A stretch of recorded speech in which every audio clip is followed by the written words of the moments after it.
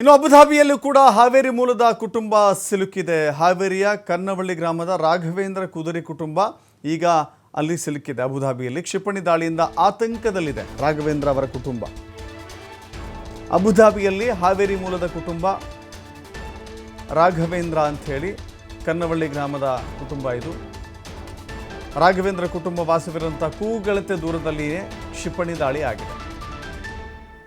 Mohammed bin Zayed City zone, Mohammed bin Zayed City ಝೋನ್ನಲ್ಲಿ 17ನೇ ಮನೆಯಲ್ಲಿದ್ದಾರೆ ಅವರು. 17ರಲ್ಲಿರುವಂಥ ಮನೆ ಅದು. ರಾಘವೇಂದ್ರ ವಾಸವಿರುವಂಥ ಮನೆಯ ಮೇಲೆ ಕ್ಷಿಪಣಿಗಳು ಹಾರಾಟ ಮಾಡ್ತಾ ಇದ್ದಾವಂತೆ. ಮಿಲಿಟರಿ ಕ್ಯಾಂಪ್ ಇರುವಂಥ 30 ಕಿಲೋಮೀಟರ್ ದೂರದಲ್ಲಿ ಇವರು ವಾಸ ಮಾಡ್ತಾ ಇದ್ದಾರೆ. ಮನೆಯಿಂದ ಹೋಟೆಲ್ಗೆ ಶಿಫ್ಟ್ ಆಗಲು ಈ ಕುಟುಂಬ ಪ್ರಯತ್ನ ಮಾಡ್ತಾ ಇದೆ.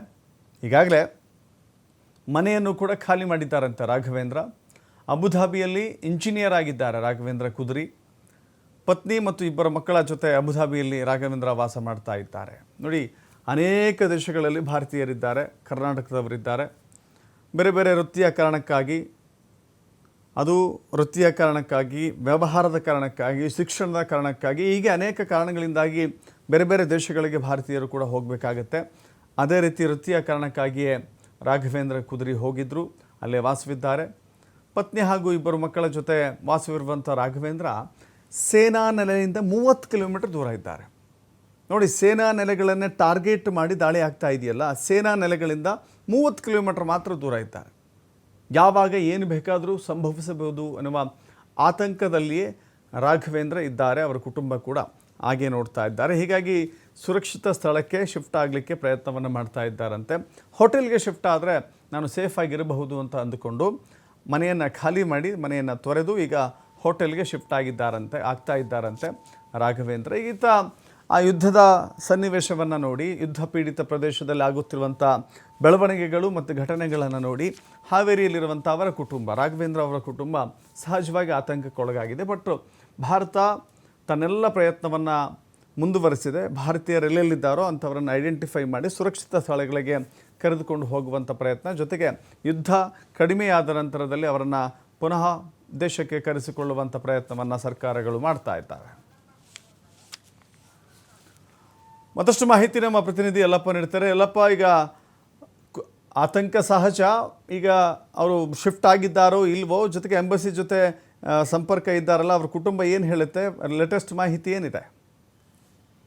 ದಶರಥ್, ಏನು ರಾಘವೇಂದ್ರ ಕನ್ನಳ್ಳಿ ಅಂತೇಳಿ ಒಂದು ಹಾವೇರಿ ತಾಲೂಕಿನ ಒಂದು ಕನ್ನವಳ್ಳಿ ಅನ್ನುವಂತ ಗ್ರಾಮದ ಇವರು ರಾಘವೇಂದ್ರ ಕುದುರೆ ಅಂತೇಳಿ ಹಲವು ವರ್ಷಗಳಿಂದ ಅಲ್ಲೇ ಅಬುಧಾಬಿಯಲ್ಲಿ ಒಂದು ಇಂಜಿನಿಯರ್ ಕೆಲಸವನ್ನ ಮಾಡ್ತಾ ಇದ್ರು. ಕಳೆದ 17ರಂದು ಇಲ್ಲಿ ಅಂದ್ರೆ ಕುಟುಂಬ ಸಮೇತವಾಗಿ ಇಲ್ಲಿ ಅಂತಂದ್ರೆ ಶಿಫ್ಟ್ ಆಗಿದ್ದಾರೆ. ಕೇವಲ ಹೋಗಿ ಒಂದು 15-20 ದಿನ ಆಗಿಲ್ಲ. ಆದ್ರೆ ಈ ನಡುವೆ ಇಲ್ಲಿ ಅಂತಂದ್ರೆ ಆ ಕುಟುಂಬಕ್ಕೆ ದೊಡ್ಡದಾದ ಒಂದು ಆತಂಕ ಇವತ್ತು ಎದುರಾಗಿದೆ. ಯಾವ ಮಟ್ಟಿಗೆ ಅಂತಂದ್ರೆ ಅಲ್ಲಿ ಮನೆ ಮೇಲ್ಗಡೆನೆ ಇಲ್ಲಿ ಅಂದ್ರೆ ಒಂದು ಕ್ಷಿಪಣಿ ರಭಸವಾಗಿ ಹೋಗ್ತಾ ಇದೆ, ಬ್ಲಾಸ್ಟ್ ಆಗ್ತಾ ಇದೆ, ತಮ್ಮನ್ನ ತೋಡ್ಕೊಳ್ತಾ ಇದ್ರೆ ಅವ್ರಿಗಾಗಲೇ ಮೊಹಮ್ಮದ್ ಬಿನ್ ಜಾಯೆದ್ ಸಿಟಿ ಒಂದು ಜೋನ್ ನಂಬರ್ ಏನಿದೆ 17 ಏನಿದೆ, ಅಲ್ಲಿ ಆ ಒಂದು ಮನೆಯಲ್ಲಿ ವಾಸವಾಗಿದ್ದಾರೆ. ಅಲ್ಲೇ ಒಂದು ಪಕ್ಕಣ ಇಲ್ಲಿ ಅಂದ್ರೆ 30 ಕಿಲೋಮೀಟರ್ ಆಚೆ ಇಲ್ಲಿ ಅಂತ ನೋಡಿದಾಗ ಒಂದು ಮಿಲಿಟರಿ ಕ್ಯಾಂಪ್ ಸಹ ಇಲ್ಲಿ ಅಂತಂದ್ರೆ ಇದೆ. ತನಗೆ ಆಗುವಂತಹ ನೋವನ್ನ ಇಲ್ಲಿ ಅಂತಂದ್ರೆ ಭಾರತದ ಒಂದು ರಾಯಭಾರಿ ಕಚೇರಿಗೂ ಇಲ್ಲಿ ಅಂದ್ರೆ ತಿಳಿಸುವಂತಹ ಕೆಲಸವನ್ನ ರಾಘವೇಂದ್ರ ಮಾಡಿದ್ರೆ, ಮತ್ತು ತಾವೇ ಒಂದು ವಿಡಿಯೋಗಳನ್ನ ಮಾಡಿ ಅಲ್ಲಿರುವಂತಹ ವಾತಾವರಣ ಹೇಗಿದೆ ಅನ್ನೋದ್ರ ಬಗ್ಗೆ ಇಲ್ಲಿ ಅಂತಂದ್ರೆ ಹೇಳ್ತಿದ್ರೆ. ಸದ್ಯ ಅಲ್ಲಿರುವಂತಹ ಮನೆಯಿಂದ ಆ ಕುಟುಂಬ ಈಗ ಒಂದು ಹೋಟೆಲ್ಗೆ ಶಿಫ್ಟ್ ಆಗಿದೆ. ಅವ್ರ ಆಗ್ರಹ ಏನು ಅಂತಂದ್ರೆ, ನಾವಿಲ್ಲಿ ಕೇವಲ ಬಂತು ಅಂದ್ರೆ ಒಂದು 10-15 ದಿನಗಳಾಗಿಲ್ಲ, ಇಂಥದ್ರಲ್ಲಿ ದೊಡ್ಡದಾದ ಒಂದು ಆಘಾತ ನಮಗೆ ಎದುರಾಗಿದೆ, ಹೀಗಾಗಿ ನಮಗೆ ಒಂದು ರಕ್ಷಣೆ ಕೊಡಿ ಅಂತೇಳಿ ಒಂದು ರಾಘವೇಂದ್ರ ಮತ್ತು ಅವರ ಕುಟುಂಬ ಈಗಾಗಲೇ ಒಂದು ಸರ್ಕಾರಕ್ಕೆ ಒಂದು ಮನವಿ ಮಾಡಿದೆ. ಪತ್ನಿ ಮತ್ತು 2 ಮಕ್ಕಳ ಜೊತೆ ಇಲ್ಲಿ ಅಂದ್ರೆ ಅಬುಧಾಬಿಯಲ್ಲಿ ರಾಘವೇಂದ್ರ ವಾಸವಾಗಿದ್ದಾರೆ. ಮತ್ತು ಅವರ ಕುಟುಂಬಕ್ಕೆ ಈಗಾಗಲೇ ರಾಯಭಾರಿ ಕಚೇರಿ ಅಧಿಕಾರಿಗಳು ನಿರಂತರವಾಗಿ ಸಂಪರ್ಕದಲ್ಲಿದ್ದಾರೆ. ಮತ್ತು ಅಲ್ಲಿಂದ ಅವ್ರನ್ನ ಈಗಾಗಲೇ ತಮ್ಮ ಮನೆಯಲ್ಲೇ ಉಳಿದುಕೊಂಡಿದ್ರು. ಆ ಮನೆಯಿಂದ ಅವ್ರಿಗಾಗಲೇ ಅಂದ್ರೆ ಹೋಟೆಲ್ಗೆ ಕಳಿಸುವಂತಹ ಮತ್ತು ಅಲ್ಲಿಂದ ಶಿಫ್ಟ್ ಮಾಡುವಂತಹ ಕೆಲಸವನ್ನ ಅಲ್ಲೇ ಸ್ಥಳೀಯರು ಮತ್ತು ಈ ರಾಘವೇಂದ್ರ ಇಬ್ಬರು ಸೇರಿ ಮಾಡಿದ್ದಾರೆ. ಆದ್ರೆ ಅವ್ರ ಆಗ್ರಹ ಏನು ಅಂತಂದ್ರೆ, ನಮಗೆ ಇಲ್ಲಿ ಅಂದ್ರೆ ಯಾಕಂದ್ರೆ ಕೆಲವು ಮೀಟರ್ದಲ್ಲಿ ಮಧ್ಯಾಹ್ನದವರೆಗೂ ಸಹಿತ ನಮಗೆ ನಿನ್ನೆ ಮಧ್ಯಾಹ್ನದವರೆಗೆ ಯಾವುದೇ ರೀತಿಯಾಗಿ ಇರೋದಿಲ್ಲ, ನೀವೆಲ್ಲವೂ ಸೇಫ್ ಆಗಿದೆ ಅಂತ ಒಂದು ನೋಟಿಫಿಕೇಶನ್ ಕೊಡುವಂತ ಕೆಲಸವನ್ನ ಮಾಡಿದ್ರು. ಸಾಯಂಕಾಲದವರೆಗೆ ಇಲ್ಲಿದ್ರೆ ಕ್ಷಿಪಣಿ ಅಟ್ಯಾಕ್ ಆಗುವಂತ ಕೆಲಸ ಆಗ್ತದೆ, ಹೀಗಾಗಿ ನಾವು ಭಯದಲ್ಲಿ ಇದೇವಿ ಅಂತೇಳಿ ತಾವೇ ಒಂದು ವಿಡಿಯೋ ಮುಖಾಂತರ ತಿಳಿಸಿದ್ದಾರೆ. Dasharath, S, thank you Yallappa ನಿಮ್ಮಲ್ಲ ಮಾಹಿತಿಗೆ. ಏನೋ ನಾವು ತುಂಬ ಭಯ ಪಟ್ಕೊಂಡು ಇವಾಗ ಮನೆ ಬಿಟ್ಟು ಹೊರಗಡೆ ಯಾವುದಾದ್ರು ಹೋಟೆಲಲ್ಲಿ ಶಿಫ್ಟ್ ಆಗೋ ಪ್ರಯತ್ನ